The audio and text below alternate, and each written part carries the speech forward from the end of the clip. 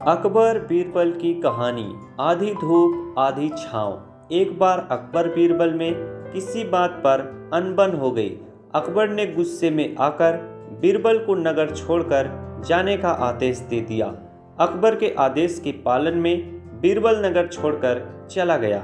वह एक गांव में अपनी पहचान छुपाकर रहने लगा। इधर दिन बीतने लगे और अकबर को बीरबल की कोई खबर नहीं लगी। बीरबल अकबर का मुख्य सलाहकार होने के साथ साथ परम मित्र भी था। अकबर को राजकीय कार्यों में बीरबल की सलाह की आवश्यकता महसूस होने लगी। साथ ही उन्हें उसकी याद भी सताने लगी। उन्होंने सैनिकों को बीरबल को ढूंढने के लिए भेजा, किंतु वे उसका पता न लगा सके। अंत में अकबर ने बीरबल का पता लगाने के एक उपाय खोज निकाला।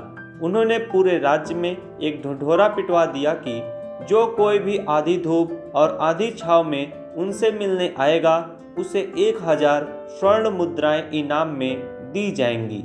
ये खबर उस गांव में भी पहुंची जहां बीरबल अज्ञातवास में रहता था। उसी गांव में एक गरीब किसान भी रहता था। बीरबल ने सोचा कि यदि इस गरीब किसान को इनाम की 1000 स्वर्ण मुद्राएं मिल जाएं तो उसका भला हो जाएगा। उसने किसान को अपने सिर पर एक चारपाई रखकर अकबर के पास जाने के लिए कहा। गरीब किसान ने वैसा ही किया। सैनिकों ने जब उस किसान को भरी दोपहरी में अपने सिर पर चारपाई रखकर राजमहल की ओर आते देखा तो अकबर को इस बात की सूचना दी। अकबर ने किसान को अपने पास बुलवाया। किसान ने अकबर के सामने हाजिर होकर अपना इनाम मांगा तो अकबर ने पूछा, सच सच बताओ कि तुम्हें ऐसा करने किसने कहा था। भोले किसान ने सब कुछ सच बता दिया। जहां पना हमारे गांव में एक भला मानुस आकर रुका है, उसी के कहने पर मैं सिर पर चारपाई रख आपके पास आया था।